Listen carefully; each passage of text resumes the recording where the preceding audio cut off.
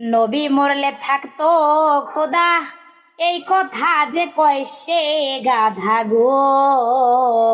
যার নূরে দুনিয়া পয়দা করছে মাবুদ মৌলায় গো, করছে মাবুদ মৌলায়।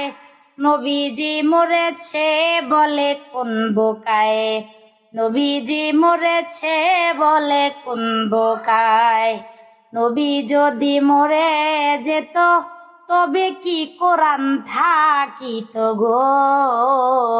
নবী যদি মরে যেত তবে কি কোরআন থাকিত গো।